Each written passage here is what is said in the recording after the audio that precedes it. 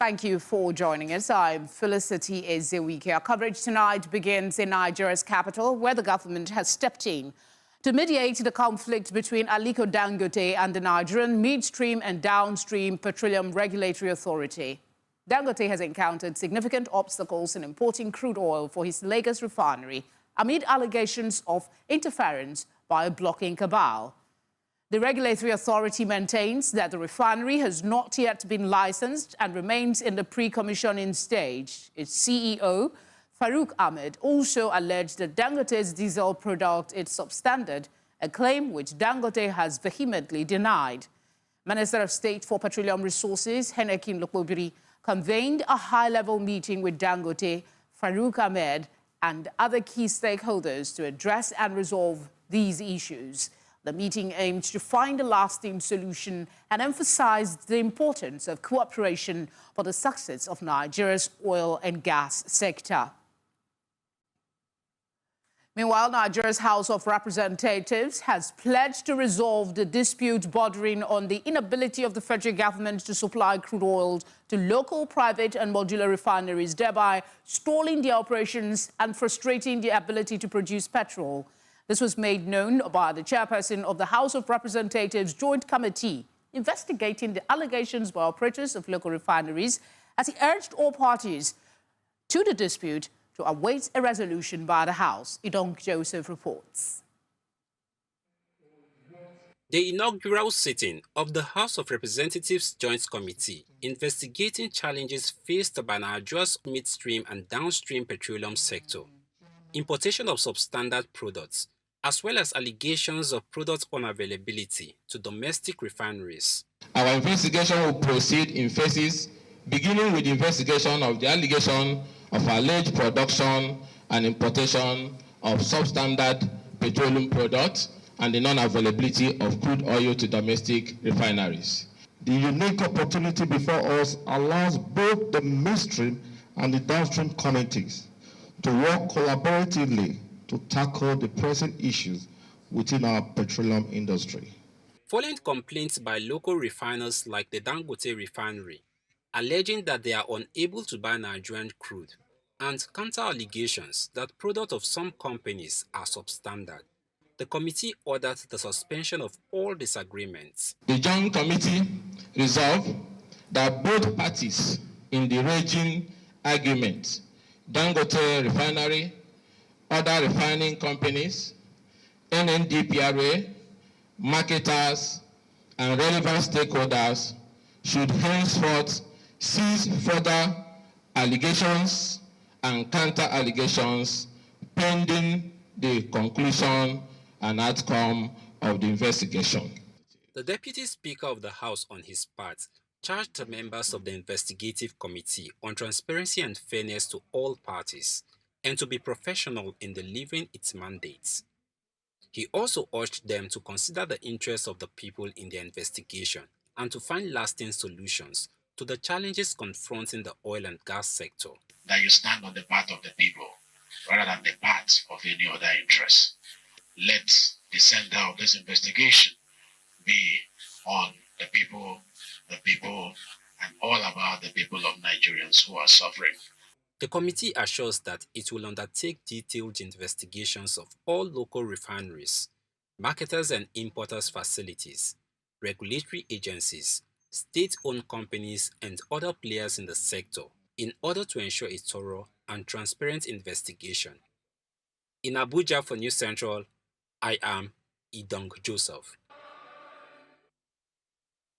To take a look at the development between Dangote and the regulatory authority, we're joined now by Temitope Kolade, Senior Manager and Lead, ESG and Climate Change Services at Andersen. It's good to have you on the news again. Thanks for giving us your time. What, in your view, are the potential challenges to a successful resolution between Dangote and the authority, considering the allegations of a blocking cabal and the disagreement over the refinery's licensing and product quality? Thanks, Felicity, for having me. Apparently, this is really about interest, and I say that with clarity because We understand that there are political interests involved in this. There are also economic interests involved. And those stand very, those are very huge factors to helping to resolve the matters on ground. There are vested interests. For instance, people who have typically controlled a number of years and they've been earning so well from the subsidy regime. We know that that subsidy regime has not come to an end. So it's difficult to give in when you see that some people want to share in the market and they would more or less not allow the subsidy regime to continue. So they won't be able to benefit from that again. There is also the issues around licensing for Dangote in itself, and that could be tied to issues around government and even bureaucratic obstacles, for instance, as to how he's able to get the right documentations and licensing to ensure that products are manufactured not just at the pilot level, but at a mass scale. There are issues around pricing as well that have to be dealt with decisively. Apparently, you know that there is just one company that is responsible as a single importer of petroleum products in Nigeria today. So these issues are major issues to deal with in resolving that conflict of interest on ground. Government's intervention. I mean, they're playing a huge role already because the regulatory authorities are under the purview of the government. How do you think the intervention will ensure a balanced outcome? Is that possible in this instance, considering that there are interested parties? Yeah, because there is also the national interest, and it's important that the regulators look at that aspect of things. There is the aspect of perception and public trust that would have a very huge burden on the people who are representing the government, whether they are regulators or whether they are players and operators at this point in time. So I expect that there will still be a win-win at the end of the day, because expectedly, regardless of what they might have as their individual interest, the national interest should trump all of the issues that will be discussed, and the fact that the public also has a role to play in what the public expects, and what the public expects should be in the interest of the country at large, which is basically giving the country, the entire populace, some sort of soft landing in getting these items. These products are the best price, and that would mean that we should be able to produce locally and maybe buy these things locally rather than always continue to import the crude and import the petroleum product in itself. Whereas we have the raw items in Nigeria, and we now have a refinery in Nigeria that could give us some landing, at least some balance within the market. There's been recent arguments about the quality of the Dangote refinery's output. How will getting oil from different sources affect the quality of their fuel? And are there any special things to consider for using Libyan or Angolan crude in this contest? Not necessarily. Most of the crude are graded originally. So there is a grade to everything that is being purchased. And what I would expect the regulators to be doing is to say, when you're importing the crude, we also want to check the quality of crude that you import, for instance. Aside from that, the machines, the equipment at the Dangote refinery, for instance, also have their work to, they have the work they've been designed to do, and is to separate impurities from all of these things. That's the purification process. Those who are chemical engineers would speak to us, maybe clearer on that, to let us know that this would go through a lot of processes in terms of giving us the best of standards. So except we are saying that the equipment that are there will not serve the purpose, I would struggle to understand why we will not get the best out of those items. Maybe there is more work to do. Maybe there is a tweak in those machines to ensure that they give us the best, but it's not impossible. The fact that those things are operating within Nigeria doesn't mean that we can't get the best quality. The fact that we're importing the crude doesn't even mean that we can't get the best of crude to be refined in themselves. Something else, the NMPC supposedly will not buy fuel from Dangote, which suggests they might be worried about competition or Dangote having too much control of the market. How could this back and forth between the companies hurt Dangote's business and Nigeria's plans for its energy sector? Essentially, what is required is that the NNPCL must see itself as separate from NMDPRA as well as NUPRC. While they represent the government, we have the Petroleum Industry Act that has basically assigned roles for each of the parties. And so in terms of regulation, the NNPCL at the best is an investment arm of the country in itself in the petroleum sector of Nigeria. So the regulators that we have on record today is the NNDPRA as well as the NUPRC. So if they play their roles the way they should play their roles, we're going to have the right sort of output in the sense that they should be able to do their work independently, and they should be able to regulate the NNPCL in itself as well as whoever is coming into the industry. Interestingly, it's not just Dangote that refines in Nigeria. There are other companies that are already having their modular refineries, and we expect several others to be there. So the responsibility on NMDPRA is to ensure that they get the best quality in terms of monitoring, quality assurance processes that would go through them in terms of licensing and all of that. So there is a lot for the regulators to do, and that's to say that the NMDPRA has its work cut out for it to ensure that we get the best quality, and it shouldn't really be an issue that NNPCL still has to bring products from outside of Nigeria. If it has to do that, it has to do it from a market point of view, and so the forces of demand and supply should actually even out whatever the imbalance may be between whether we're having those products locally or we're importing them from outside of Nigeria. Temitope, as always, thank you for speaking with us. Thanks for having me. We'll come back to more energy stories much later in the course of this bulletin. But for now, let's head to security matters. In a significant development in the fight against terrorism, the Nigerian army has handed over another rescued Chibok schoolgirl, Abdul, with her 2 children, and 330 women and children who were rescued from the den of Boko Haram terrorists to the Borno State government. Theatre Commander, Joint Task Force Northeast, Operation Hadinkai, Major General Waidi Shuaibu, handed over the victims of insurgency who were rescued during various operations in the Sambisa forests to Borno State government at the Malari military cantonment. News Center's Umaru Kirawa completes the report. A long-awaited news for the families of the rescued Chibok schoolgirl, as well as the 330 women and children. Borno State government has welcomed with gratitude the handover of the rescued victims by the Nigerian army.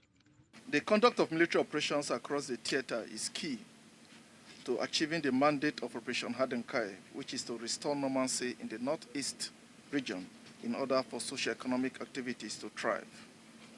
Today, we are witnessing 2 events, namely the handover of the Chibok girl and the handover of other women and children rescued during the course of our military operations to the officials of the Borno State government for further management. The plight of the remaining Chibok girls in captivity continue to capture national headlines, and here in the theater, it has necessitated the conduct of several military operations deep into enemy enclaves with the sole aim of facilitating their rescue. So far, a total of 19 Chibok girls have been rescued as a result of direct military operations. Abdul, along with her 2 children, were rescued by troops of 21 Special Armored Brigade during an offensive operations conducted within Sambisa Forest. She is 27 years old, Kubur Kibaku by tribe and Muslim by faith.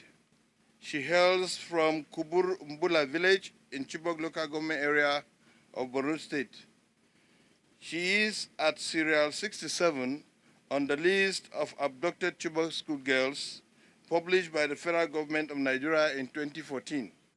The military operations continue as the army has pledged to explore avenues deep into all enclaves to rescue remaining persons. For the survivors of the conflict, we are taking them to Bulukutu Intake Care Center, where we are going to provide them with services like the mental health and psychosocial support, family tracing and verification for the unaccompanied and the separated children, educational services also for the children. We prepare them before we reunite them with their families. The healing process begins as the government pushes for rehabilitation and subsequent reunion of the rescued persons with their families after years of abduction. In Maiduguri for News Central, Umaru Kirawa.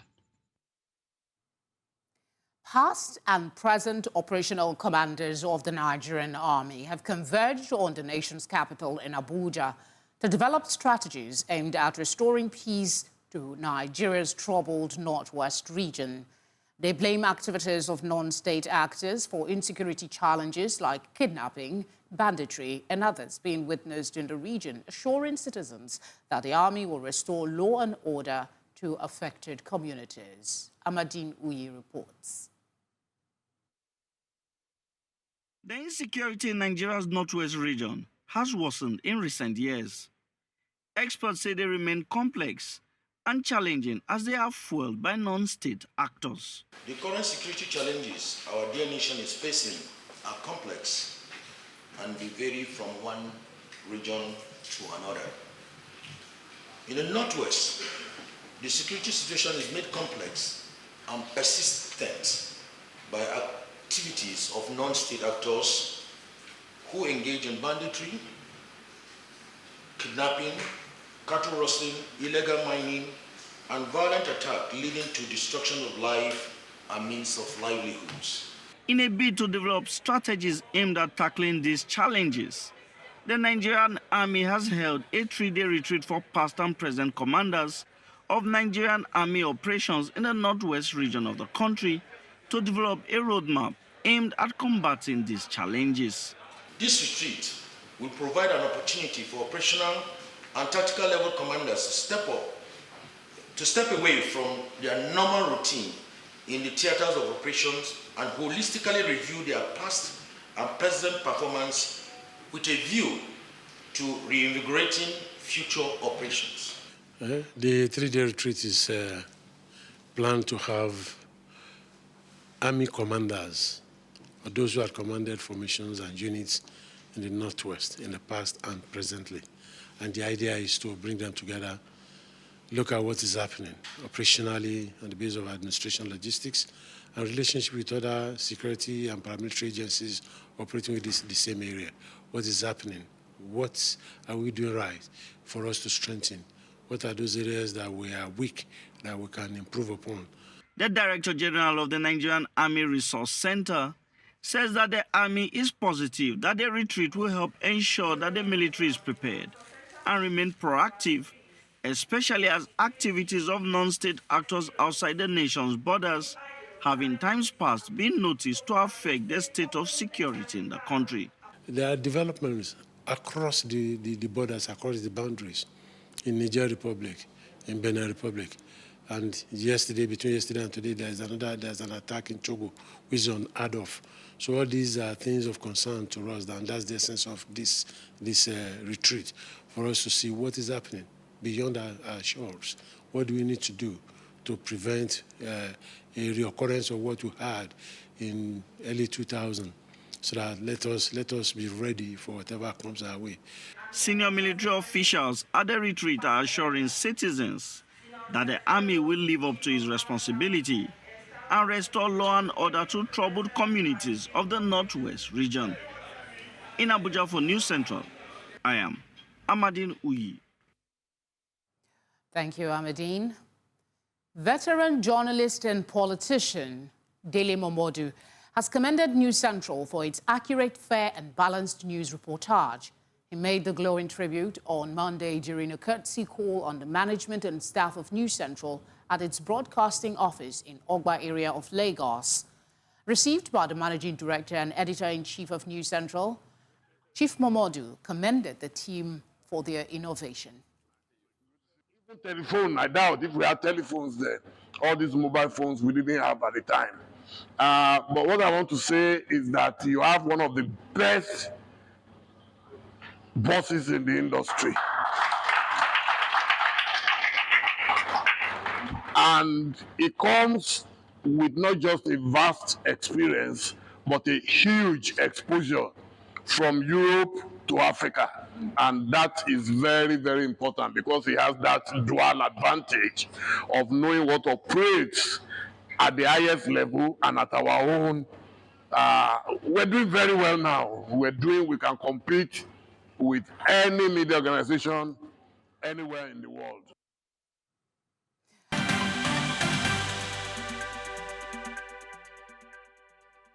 If you've just joined us, you're watching Tonight. A reminder of our top stories. Nigerian government moves to resolve impasse between Dangote, Petroleum Regulatory Authority. Nigerian army hands over Chibok girl, 330 others to Borno state government. All Progressive Congress calls for Governor Obaseki's impeachment after controversial statement. Also in the headline, Tanzanian information minister sacked after poll rigging remarks. Glad you're still here. Let's talk some politics. The Edo chapter of the All Progressive Congress has urged the State House of Assembly to immediately commence impeachment proceedings on Governor Godwin Obaseki for allegedly threatening to burn down the country.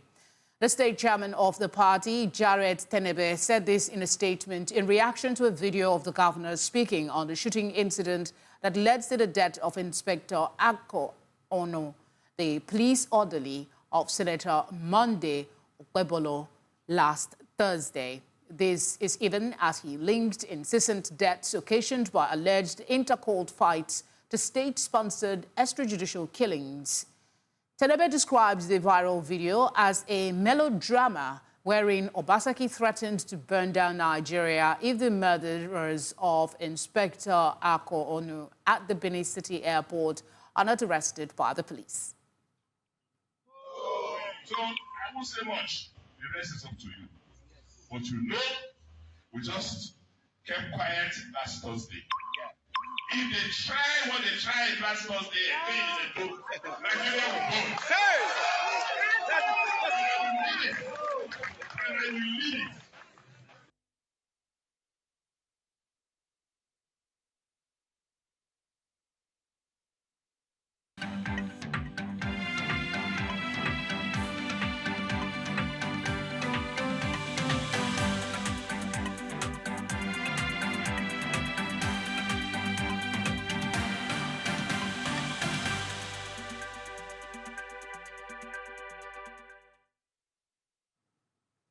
For some perspective, we're joined by Honorable Andrew Mwanta, Head External Communication and Deputy Director Publicity, Edo APC Campaign Council.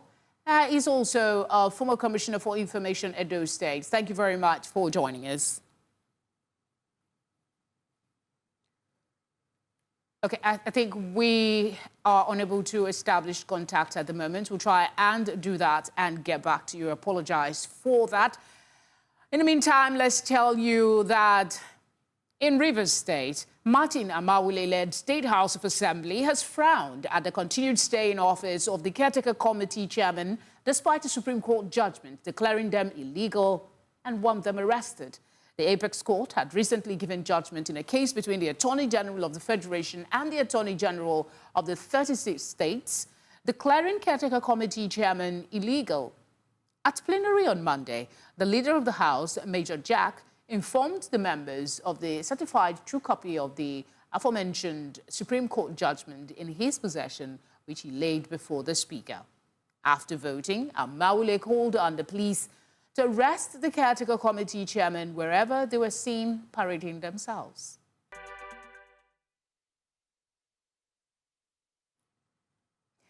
Thank you for staying with us. Let's go back to the interview we were about to have with Andrew Mwanta, Head External Communication and Deputy Director Publicity, Edo APC Campaign Council, and former Commissioner for Information, Edo State. We have him now, so thank you very much, Andrew. We're glad you could. The network could let us get in touch with you as we wanted. Now, the APC claims Governor Obaseki threatens to burn down Nigeria.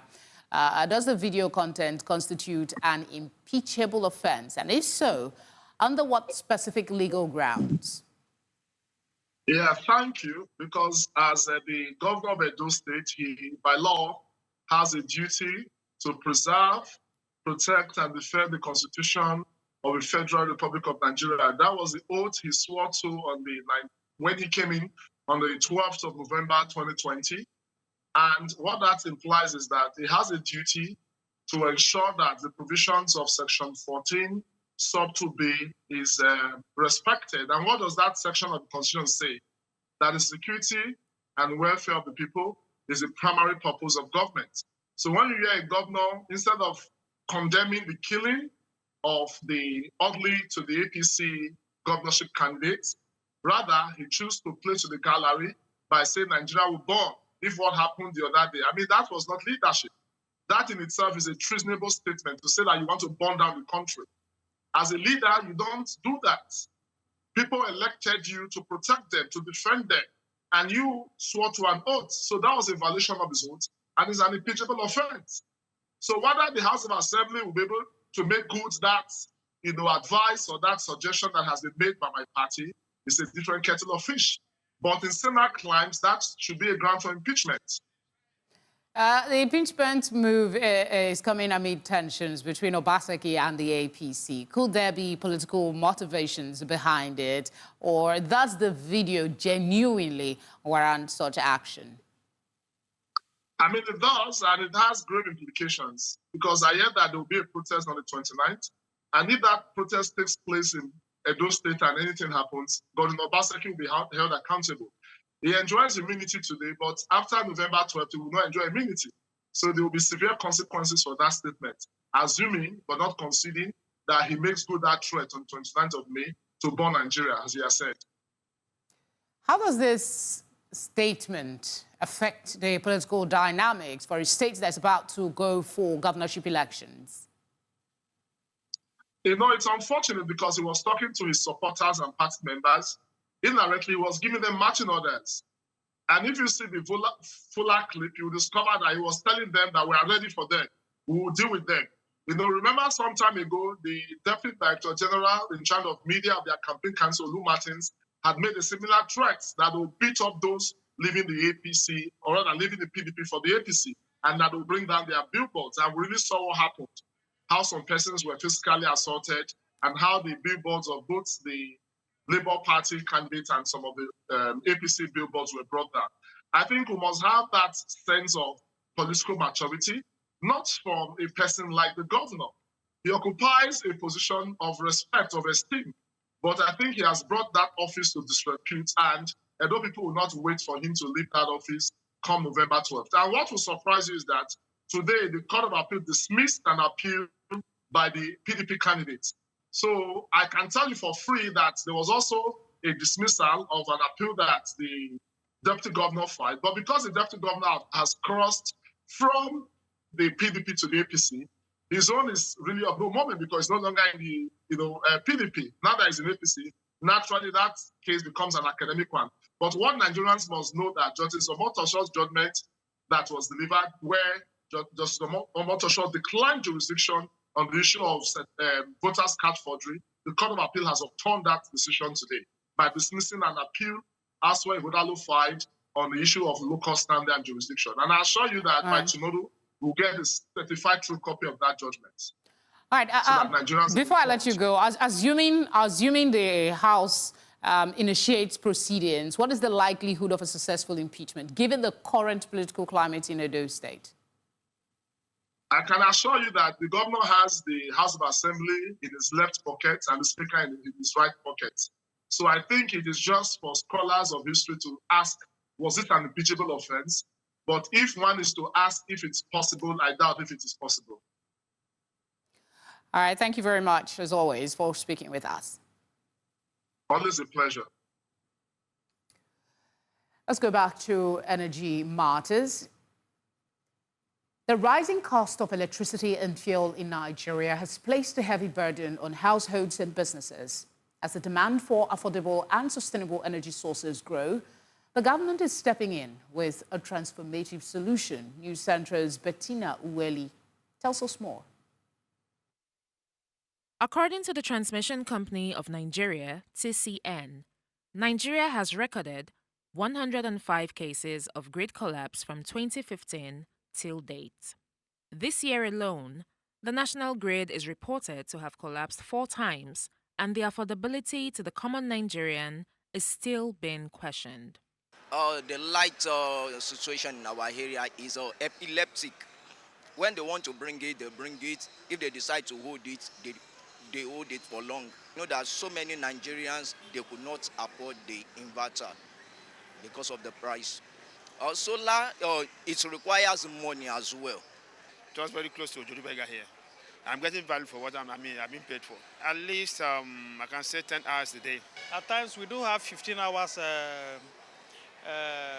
power supply, not up to 20, though they promise 20, but not up to 20. With time, there may be no need for all those inverters, for all those generators. At least I have generator, but I have not used my generator for more than 2 months now. Solar energy offers a clean, renewable, and cost-effective alternative, making them more accessible to the average citizen. It will not only reduce the financial burden on families, but will also contribute to environmental sustainability. Government has introduced the Renewable Energy Purchase Obligations, which is in our Electricity Act 2023. The Renewable Purchase Obligations is to ensure that the utility, the discos, pick a portion of their power from solar. And what is this going to do? This is going to work together with the feed-in tariff, which will ensure that the electricity coming from solar is affordable to every Nigerian, so that we don't pay high tariff because we are procuring power from solar. But the tariff on solar becomes competitive against the other conventional systems that we have. If our energy is only from one source, what happens if that source is no longer there? And we already know that the sources are depleting. That is not to say that we are not looking at the other sources as our energy resource, but there are still our energy resource like natural gas, which we consider as a transition fuel.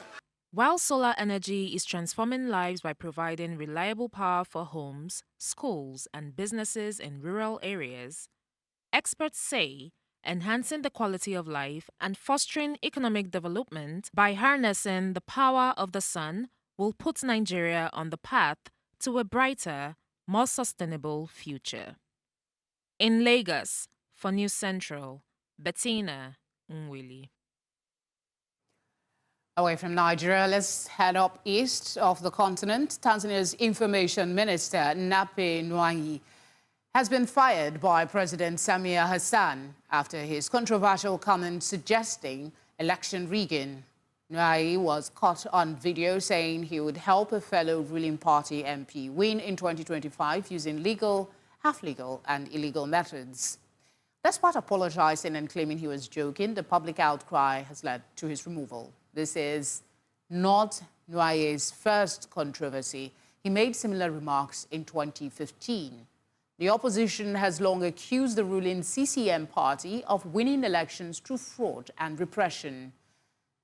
Nnauye's replacement is Jerry Slaa, former Land and Housing Development Minister. The foreign minister was also sacked, with the ambassador to Italy taking his place.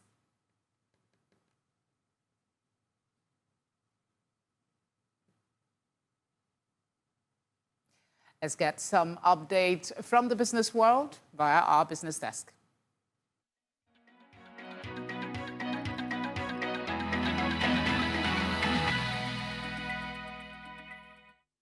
Business news in association with Money Master PSB, the easy way to master your money.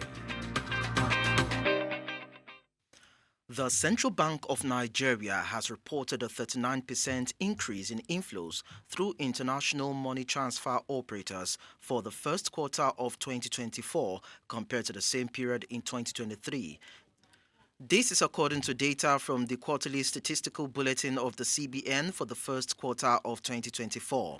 Recent reforms implemented by the CBN aimed at attracting more dollar supply through IMTOs seem to have triggered the increase. However, the Apex Bank also released data highlighting a significant challenge for the government's finances. In the first quarter of 2024, the federal government earned just 1.76 trillion naira.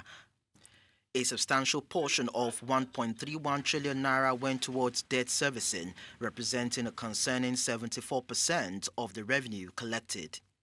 The Economic Community of West African States, ECOWAS, has announced a $38 million grant to support small and medium-sized enterprises in its member states, with an additional $140 million loan to be provided to solar-powered SMEs. This initiative is aimed at promoting sustainable electricity access and boosting economic development in the region. ECOWAS chairman President Bola Tinubu made this announcement at the 6th Mid-Year Coordination Meeting of the African Union in Accra, Ghana. The grant is part of the region's effort to promote economic integration and self-sufficiency in West Africa. In addition to the grant, ECOWAS has supported its member states in implementing the Paris Agreement and establishing a regional carbon market, and has also launched a project to promote climate-smart agriculture.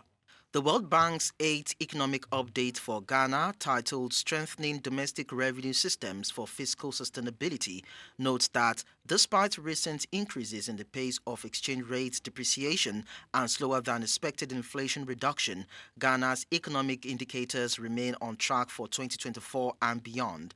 The report highlights the steady progress Ghana has made over the past year in addressing severe macroeconomic imbalances that emerged in 2022. The economic situation has been improved in line with targets due to efforts to restore fiscal and debt sustainability, reduce inflation, and strengthen financial stability. Due to the lingering effects of the macroeconomic challenges, growth in 2023 was low at 2.9%, albeit higher than initial projections, while inflation declined to 23.2% in December, from a peak of 54.1 in December 2022. This progress is attributed to the Bank of Ghana's firmer monetary policy and more stable exchange rates.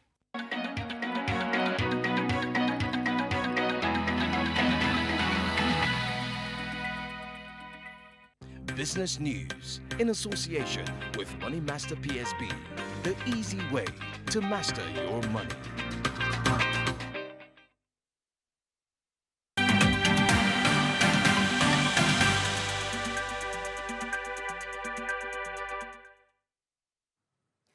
Let's go get some sports updates from our sports desk.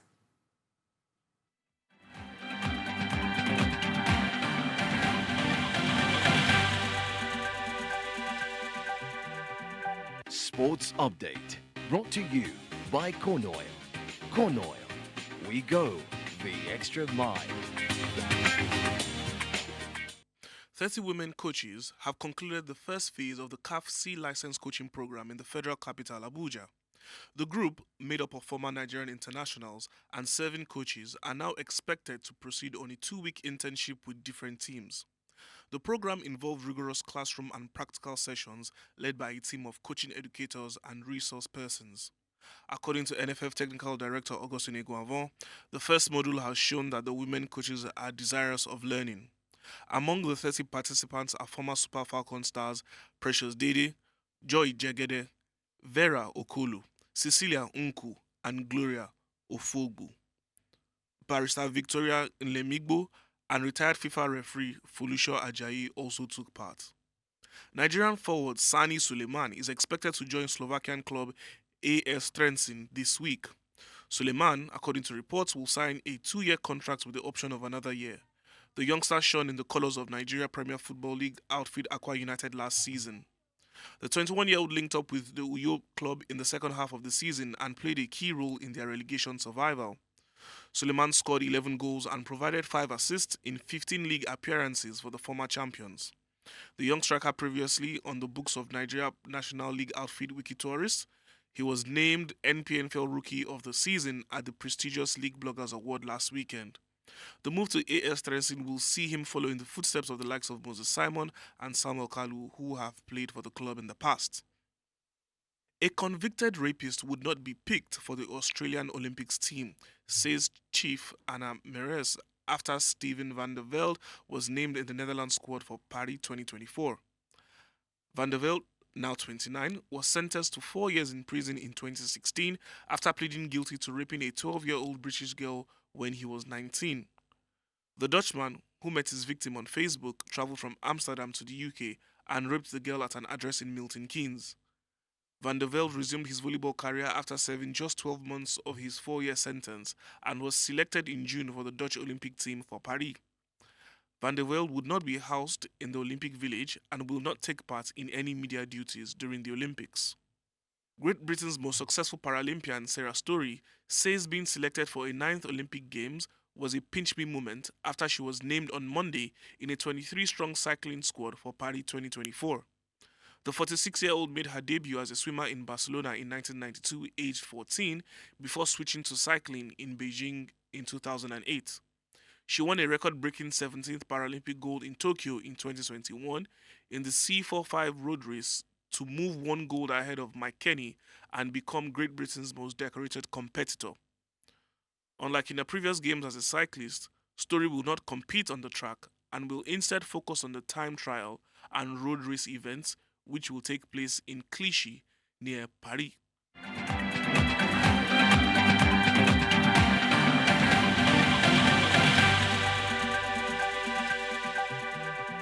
Sports Update, brought to you by Corn Oil. Corn Oil, we go the extra mile.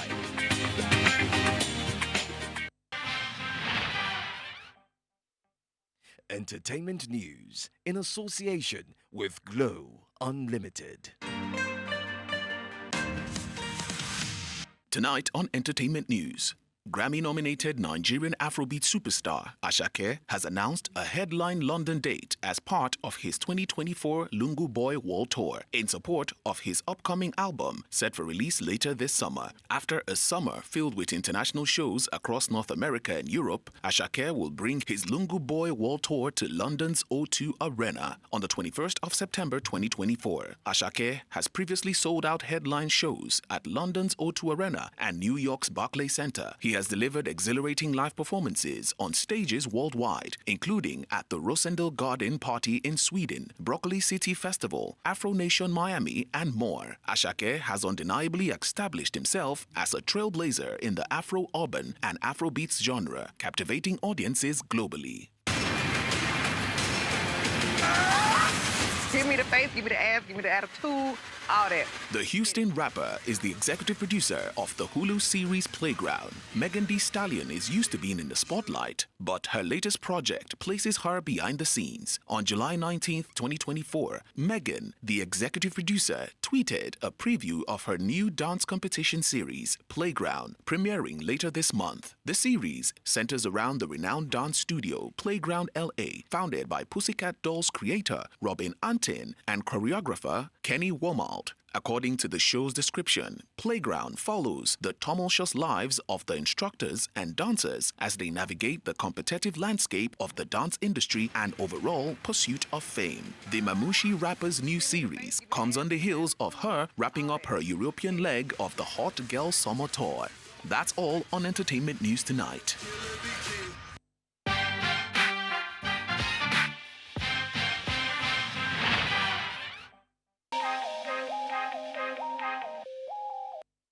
Moving away from entertainment, let's take a look at what's trending as the hashtag Aliko Dangote takes center stage as reports surfaced online that the richest man in Africa, Alhaji Aliko Dangote, offered to sell his refinery to NNPCL for the sum of $20 billion after being accused of being monopolistic. This stirred conversations online. Let's take a look at some tweets.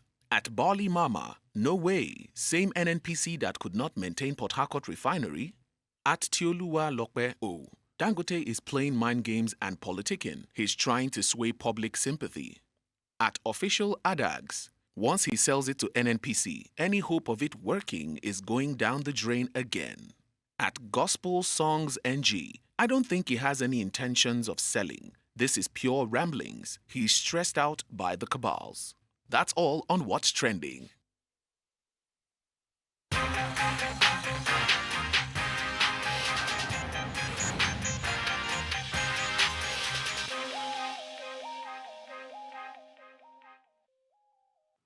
And that is all tonight.